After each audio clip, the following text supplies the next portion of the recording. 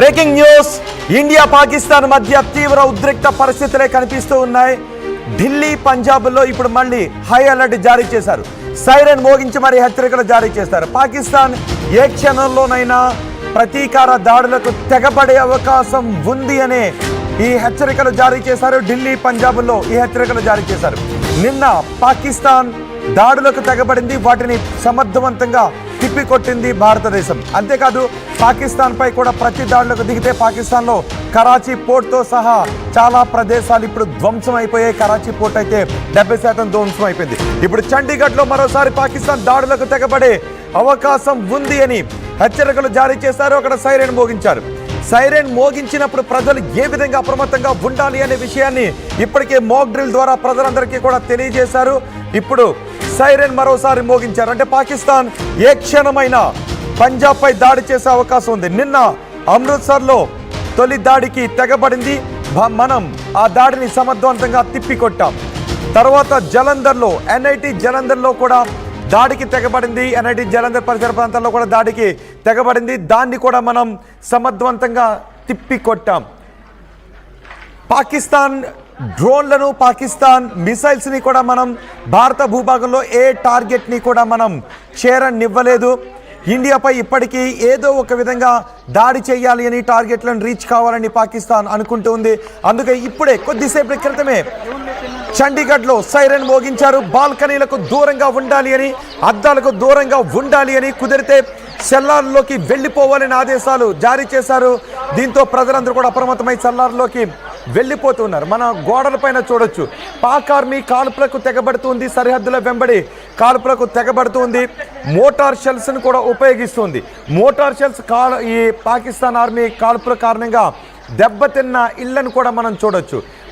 Pakistan army Jammu Kashmir వెంబడి LOC, అలాగే అంతర్జాతీయ సరిహద్దు వెంబడి కాల్పులకు తెగబడుతుంది.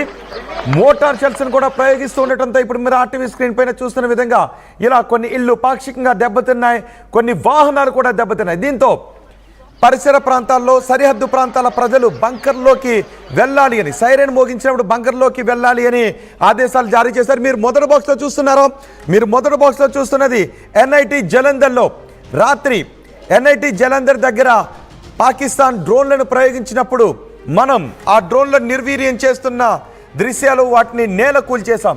ఇక పాకిస్తాన్ ఆర్మీ కొన్ని మోటార్ షెల్స్ని ప్రయోగించడంతో అక్కడ ప్రజల ఇల్లు దెబ్బతిన్న దృశ్యాలు మనం ఆర్టీవీ స్క్రీన్ పైన చూడొచ్చు. మనం ముందుగానే హెచ్చరించడంతో అక్కడ ప్రాణాపాయం జరగకుండా నివారించగలిగాం. ఇంటి గోడలు మాత్రం పాక్షికంగా దెబ్బతిన్నాయి.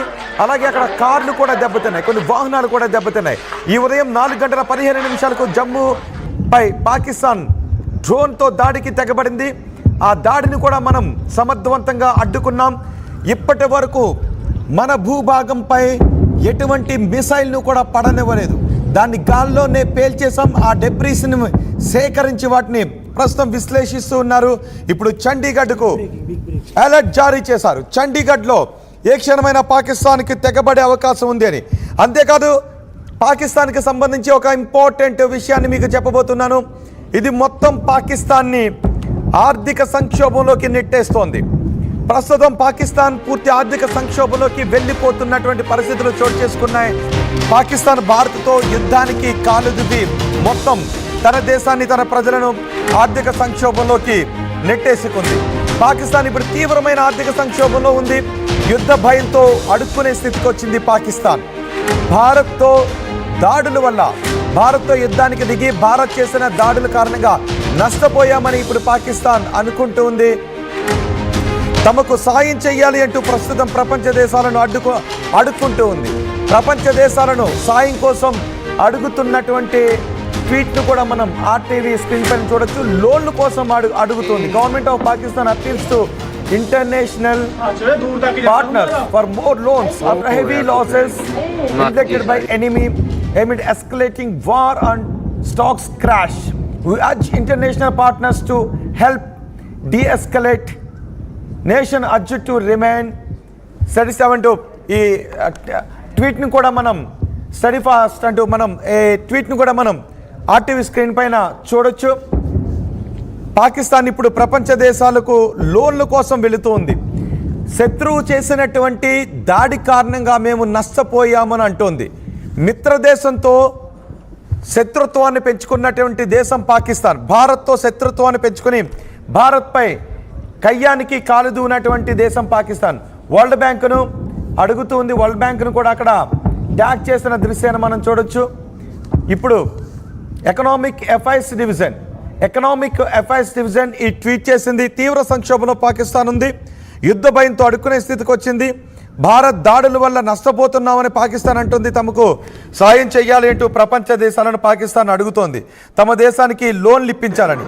ఇప్పటికే పాకిస్తాన్కి ఎవరు కూడా లోన్లు ఇవ్వని పరిస్థితి ఉంది. ఎందుకంటే పాకిస్తాన్ తన దేశ ప్రజల ట్యాక్స్లనే కాదు, అప్పులు తెచ్చిన డబ్బులను కూడా కేవలం ఉగ్రవాదులను పెంచి పోషించడానికే పాకిస్తాన్ వినియోగించుకుంటుంది. అటు స్టాక్ మార్కెట్లు కూడా పడిపోయాయి, వ్యాపారాలు దెబ్బతిన్నాయి. ఇప్పుడు పాకిస్తాన్ రోడ్డున పడింది. అప్పు కావాలని ట్విట్టర్లో పోస్ట్ చేసింది పాకిస్తాన్ ఆర్థిక శాఖ. భారతదేశం నిన్న మనం కరాచీ పోర్టుపై దాడి చేయడంతోనే అది పాకిస్తాన్కు పెద్ద దెబ్బ, ఆర్థికంగా పెద్ద దెబ్బ. ఇప్పటికే పహల్గామ్ దాడుల తర్వాత మనం పాకిస్తాన్ పై విధిస్తున్నటువంటి ఆంక్షలతో పాకిస్తాన్ ప్రపంచవ్యాప్తంగా ఒంటరి అయిపోయింది, ఆర్థికంగా దెబ్బతింటూ ఉంది. మనం పోర్టుల్లో నిషేధాన్ని విధించాం. అలాగే గగనతనాన్ని మూసివేయడంతో పాకిస్తాన్ నష్టాల ఊబిలోకి జారిపోయింది. అదే సమయంలో మన ఆపరేషన్ సింధూర్కి ప్రతీకారంగా పాకిస్తాన్ దాడులకు తెగబడింది. దీంతో మనం కేవలం తిప్పి మాత్రమే కొట్టలేదు, ప్రతి దాడులు కూడా చేశాం. ఇప్పటివరకు పాకిస్తాన్ ఎప్పుడైనా దాడులు చేస్తే వాటిని తిప్పి మాత్రమే కొట్టేవాళ్ళం. కానీ ఈసారి పాకిస్తాన్ దాడులకు మనం ప్రతి దాడులు కూడా చేస్తే కరాచీ పోర్టు సగానికి పైగా ఎగిరిపోయింది. పాకిస్తాన్ పైలట్ భారతదేశానికి చిక్కాడు. పాకిస్తాన్ యుద్ధ విమానాన్ని కూల్చేశాం. పాకిస్తాన్ ప్రయోగించిన మిసైల్స్ని నేల కూల్చాం. అందుకే ఇప్పుడు పాకిస్తాన్కి ఏం చేయాలో అర్థం కావడం లేదు. తమ దేశానికి లోన్లు కావాలి అంటూ ప్రపంచ దేశాలను అడుగుతోంది. ప్రపంచ దేశాలకు కూడా మనం తెలియచేశాం, పాకిస్తాన్కి లోన్లు ఇస్తే ఆ డబ్బులు తిరిగి కట్టలేని పరిస్థితుల్లో పాకిస్తాన్ ఉంటుంది. అంతేకాదు పాకిస్తాన్ ఆ లోన్లను, ఆ డబ్బులను ఉగ్రవాదాన్ని పెంచి పోషించడానికి ఉపయోగిస్తుంది అనే విషయాన్ని కూడా మనం ప్రపంచ దేశాలకు చెప్పాం. దీంతో ప్రపంచ దేశాలు కూడా పాకిస్తాన్కి లోన్లు ఇచ్చేటటువంటి పరిస్థితి కనిపించట్లేదు. స్టాక్ మార్కెట్లు పడిపోయాయి, భారతదేశం మాపై దాడి చేస్తోంది అని ప్రపంచ దేశాల ముందు అడుక్కుంటోంది పాకిస్తాన్. ఆ ట్వీట్ని కూడా మనం ఆర్టీవీ స్క్రీన్ పైన చూడొచ్చు. పాకిస్తాన్ ప్రధాని కూడా ఇప్పుడు బంకర్లో ఉన్నాడు. పాకిస్తాన్ ప్రధాని నివాసానికి కొద్ది దూరంలోనే మనం వేసిన మిసైల్ పడటంతో ఇప్పుడు ప్రాణభయంతో పాకిస్తాన్ ప్రధాని బంకర్లో దాక్కున్నాడు. మూడో బాక్స్లో చూడండి, పాకిస్తాన్ ఆర్మీ జరిపినటువంటి కాల్పుల కారణంగా వాళ్ళు ఉపయోగించినటువంటి మోటార్ షెల్స్ కారణంగా సరిహద్దు రాష్ట్రాల్లో దెబ్బతిన్నటువంటి ఇళ్లను మనం చూడొచ్చు. కొన్ని వాహనాలు దెబ్బతిన్నాయి, ఇల్లు కూడా దెబ్బతిన్నాయి. ఇటు రాత్రి నిన్న జైసల్మేర్లో F-16 విమానాన్ని మనం కూల్చివేసిన దృశ్యాన్ని కూడా మనం ఆర్టీవీ స్క్రీన్ పై చూడొచ్చు. మూడో బాక్స్ లో చూడండి ఒక్కసారి, పాకిస్తాన్ ఆర్మీ కాల్పులు జరుపుతుంది. మోటార్ షెల్స్ ను ప్రయోగిస్తూ ఉండటంతో సరిహద్దు ప్రాంతాల్లో ఉన్న ఇల్లు పాక్షికంగా దెబ్బతింటూ ఉన్నాయి. మనం జరిపిన పాకిస్తాన్ మనపై దాడికి తెగబడటంతో పాకిస్తాన్ మిసైల్స్ అన్నిటిని కూడా మనం నేల కూల్చేశాం. ఇప్పుడు చండీగఢ్కి హై అలర్ట్ ప్రకటించింది భారతదేశం. చండీగఢ్లో ఏ క్షణాన్నైనా పాకిస్తాన్ దాడులు జరిగే అవకాశం ఉంది. ఈ నేపథ్యంలో మనం సైరన్ మోగించామంటే పాకిస్తాన్